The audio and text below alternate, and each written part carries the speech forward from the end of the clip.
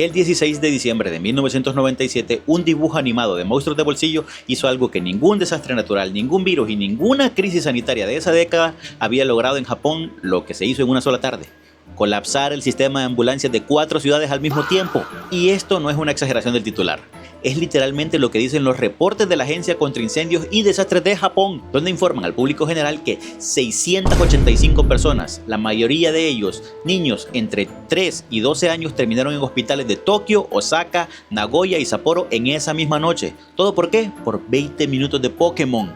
Y no fue un incidente aislado en un rincón olvidado de la historia de la televisión. Fue en su momento la crisis sanitaria masiva más grande causada por un solo programa de entretenimiento. En toda la historia de los medios de comunicación, ningún otro episodio de ninguna caricatura en ningún país ha vuelto a acercarse siquiera a esa cifra. Y como irán notando, en este programa nos gusta hurgar entre los secretos más profundos de las historias, inclusive los que nadie le gusta contar. Y aquí viene la parte que casi nadie te cuenta cuando narran esta historia. Lo que ustedes están a punto de escuchar no es solo la historia de una animación mal hecha. Es la historia de cómo esa misma noche los noticieros que cubrieron el desastre lograron sin querer empeorarlo en vivo y frente a todo Japón. Para ponerlo en perspectiva de producción, nosotros aquí a veces discutimos media hora si un chiste va antes de un dato o cómo. En TV Tokio en 1997 nadie discutió nada, nadie preguntó, oigan, esto es buena idea. Y esa pregunta que nadie hizo es literalmente el tema completo de este episodio. Bienvenidos al episodio 2. Corre la intro.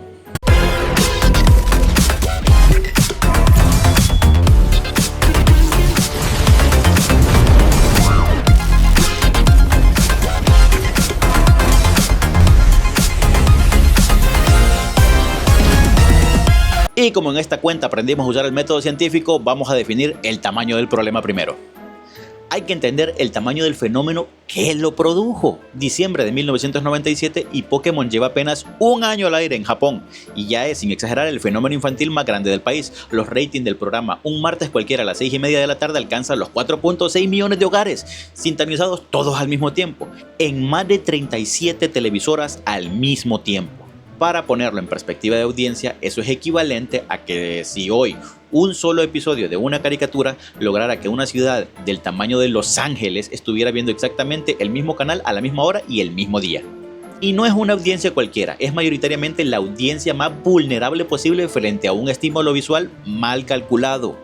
Niños de entre 3 y 12 años sentados a centímetros de una pantalla de tubos catódicos en la hora pico de la programación infantil japonesa.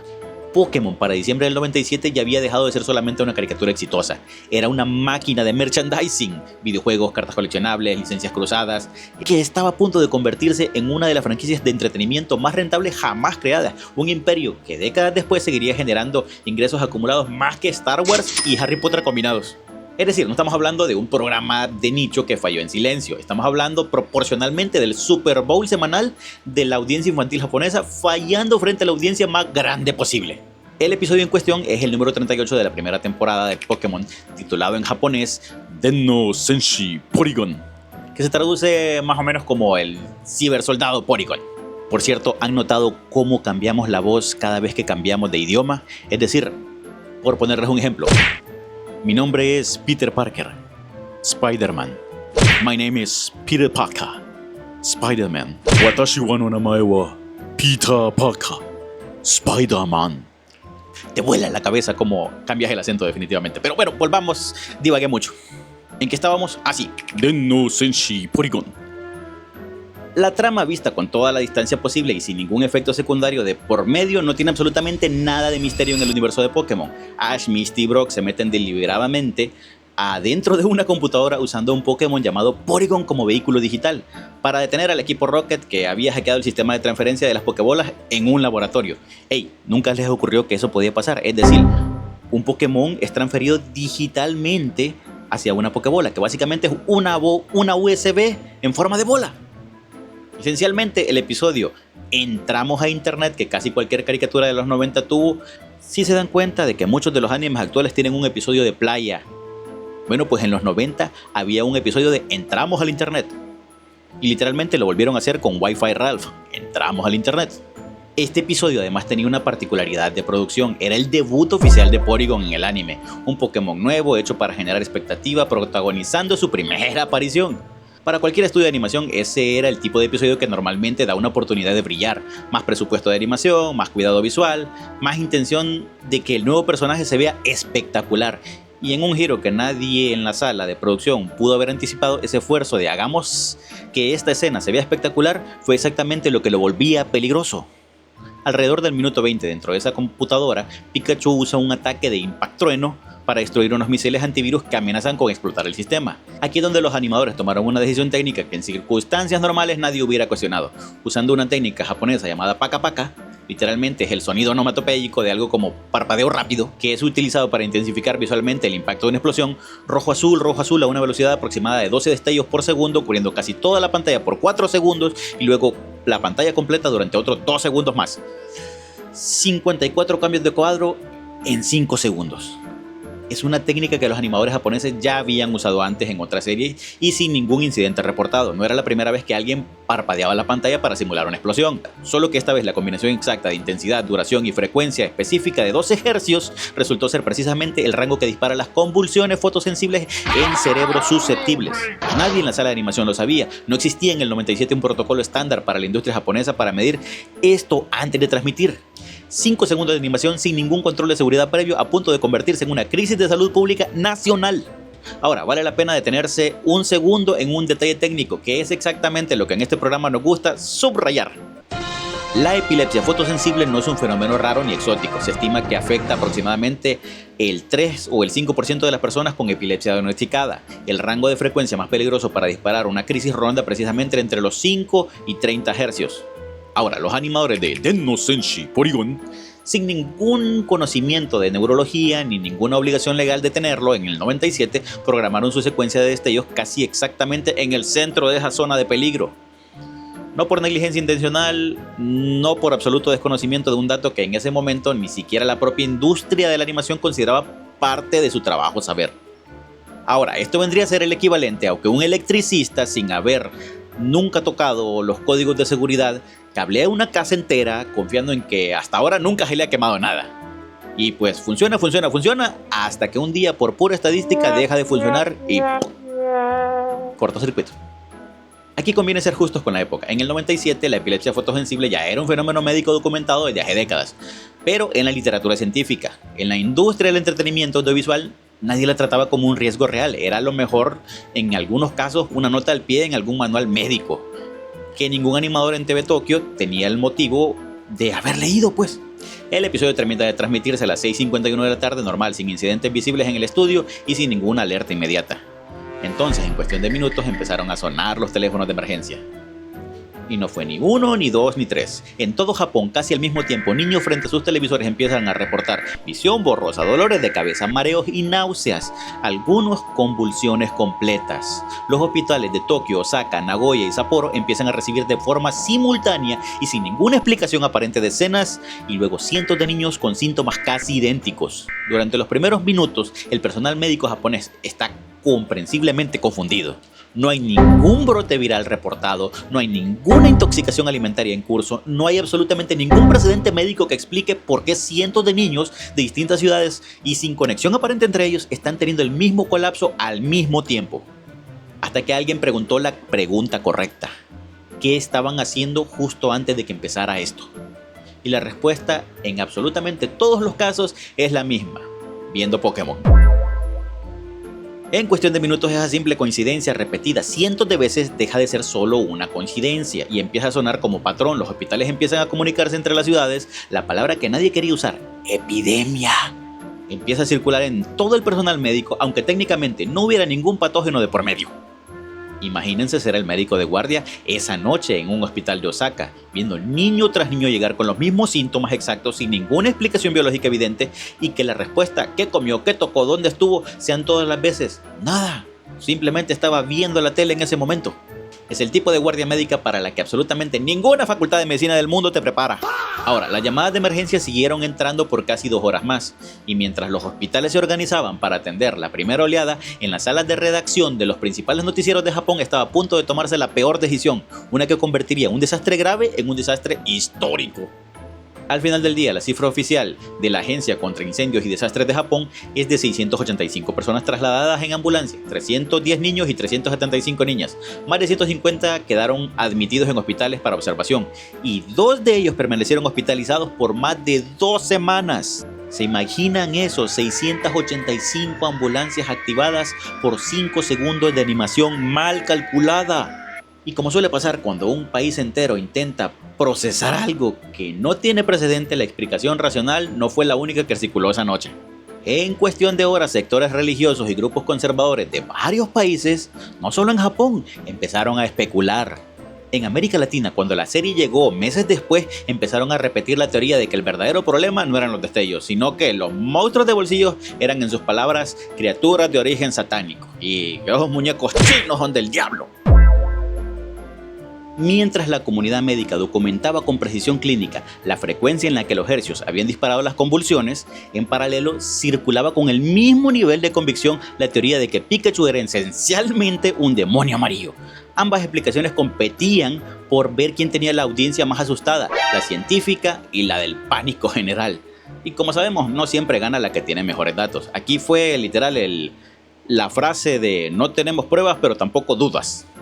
Y es aquí, damas y caballeros, donde la historia dejaba de ser solamente trágica y se volvía involuntariamente una lección manual sobre cómo no cubrir una noticia.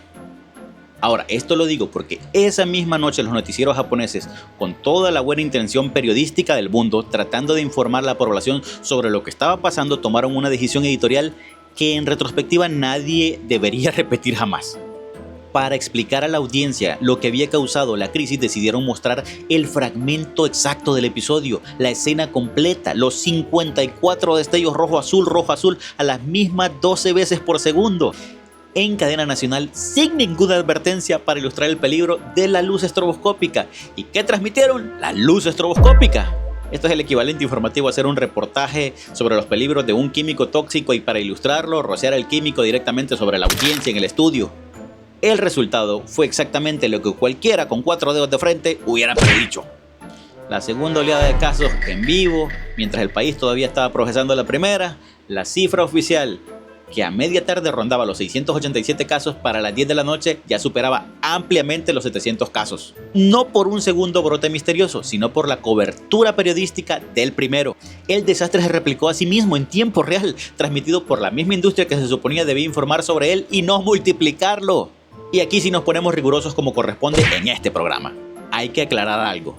Ningún periodista de esos noticieros se levantó en la mañana pensando en causar daño. La intención periodística era genuinamente informar el problema.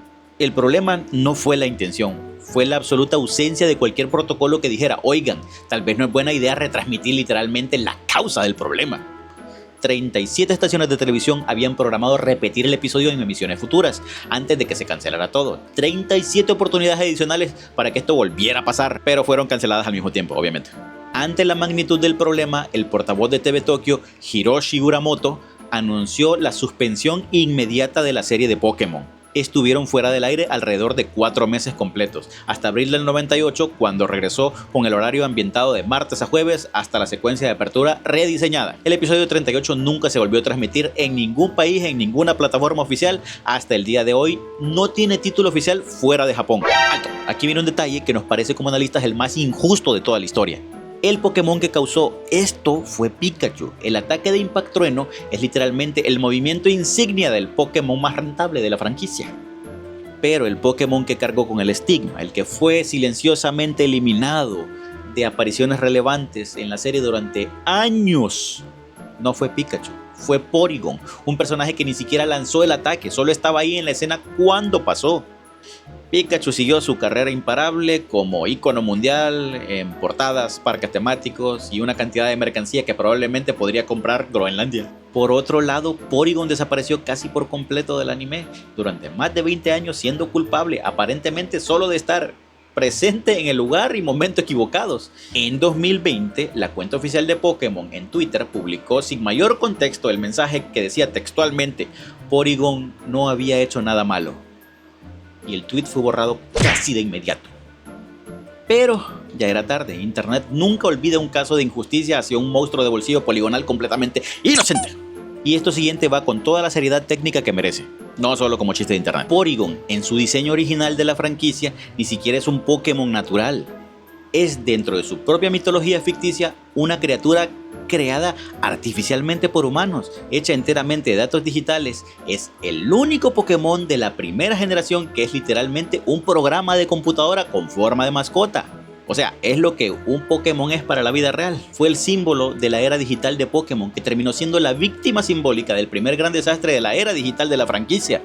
Ni siquiera Silicon Valley, en su mejor día de ironía involuntaria, hubiera podido guionizar esa coincidencia con más precisión. Y por si la ironía necesitaba una capa más, Porygon fue durante más de 20 años el único Pokémon de toda la primera generación que jamás recibió una aparición protagónica de peso similar en ningún episodio posterior de la saga original. No lo prohibieron oficialmente, nadie firmó ningún documento que dijera Porygon queda vetado simplemente.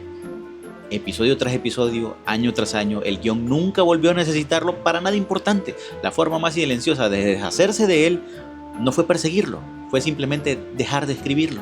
Ahora, ¿qué cambió en la industria después de esto? Prácticamente todos los estándares de seguridad visual que hoy damos por sentado. Antes de diciembre de 1997, prácticamente ningún país tenía regulaciones específicas sobre parpadeos estroboscópicos en la animación infantil. Después del Pokémon Shock, eso cambió de forma casi inmediata y global.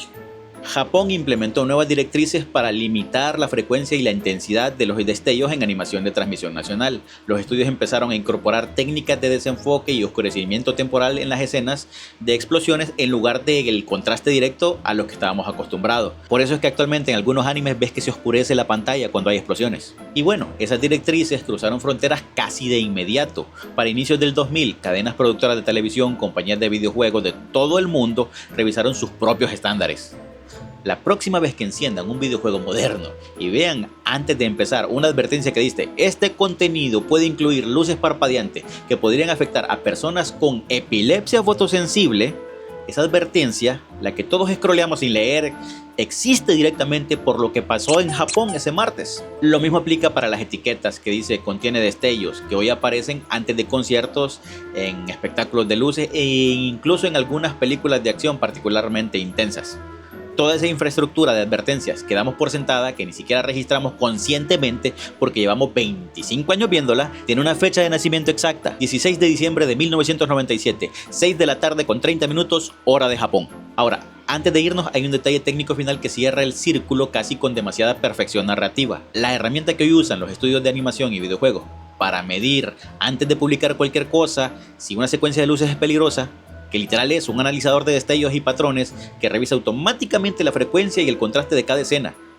Eso ya existía en el 97 y fue desarrollada por el Reino Unido. Trajo un incidente similar, pero mucho más pequeño. Fue hasta el Pokémon Shock que su uso se volvió un factor obligatorio en toda la industria del entretenimiento a nivel global, incluyendo la animación, videojuegos y televisión en vivo. Vale la pena decir, para que quede claro, el peso real de esa fecha. Hoy prácticamente cualquier plataforma de streaming, cualquier consola de videojuegos, cualquier cadena de televisión con estándares internacionales tiene en algún documento interno de cumplimiento una referencia directa o indirecta a este incidente. No como anécdota curiosa, sino como el caso de estudio fundacional que obligó a toda una industria del entretenimiento audiovisual a tomarse en serio por primera vez la seguridad fotosensible de la audiencia. Y como era de esperarse de un evento tan extraño y tan mediático, la cultura popular no tardó en apropiárselo. El episodio de Chimpokomon de South Park, un año después, parodió exactamente el incidente con un personaje sufriendo las convulsiones frente al videojuego.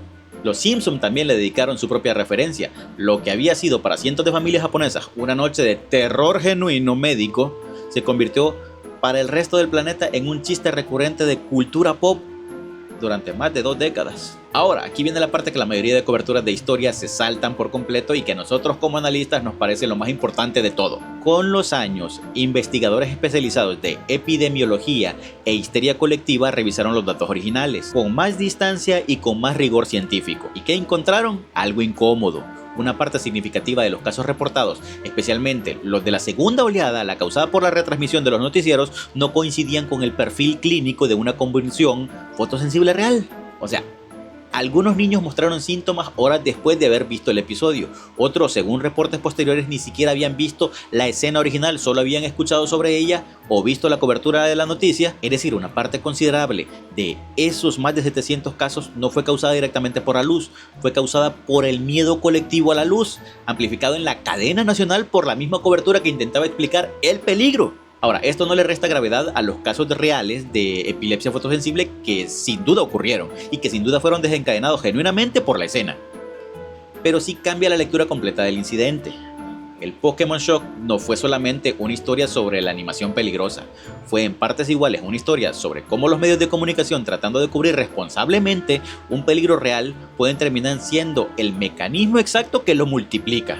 Y si esto le suena incómodamente familiar, es porque el patrón nunca se ha ido, solo cambió de formato. Cada vez que una red social amplifica un reto viral peligroso mientras advierte sobre sus riesgos, cada vez que una cobertura noticiosa satura la pantalla con la imagen exacta de algo que parece estar denunciando, en esencia está corriendo la misma versión del mismo experimento involuntario del 97, solo que ahora el canal se llama algoritmo y la velocidad de contagio ya no se mide en horas, sino en minutos. Piensen en cualquier reto viral peligroso que haya sido denunciado en algún noticiero de espectáculos en los últimos años. Casi siempre el formato es idéntico. Un conductor advierte con un gesto grave sobre lo peligroso que es y acto seguido, para que la audiencia encienda de lo que se está hablando, muestran el clip completo del reto con la mejor intención periodística del mundo, exactamente el mismo error de diseño informativo del 97, solo que ahora con mejor resolución de video. 40 y tantos años después de Atari, que enterró sus cartuchos en el desierto por no medir las consecuencias de una decisión apresurada, aquí tenemos en la década de los 90 a otra industria aprendiendo la misma lección, pero de un ángulo distinto. No es solo el producto el que puede fallar, la forma de cubrir el fallo también puede fallar, y a veces con consecuencias peores que el fallo original.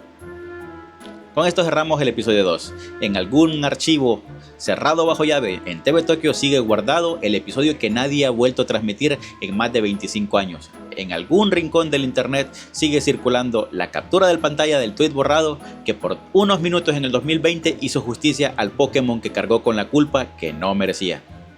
Nos vemos en el próximo episodio. Y recuerda, seguir esta cuenta no te dará superpoderes, pero sí te dará mucha información, historias que contarles a tus amigos y todo el contenido geek que puedas encontrar aquí mismo. ¡Saludos!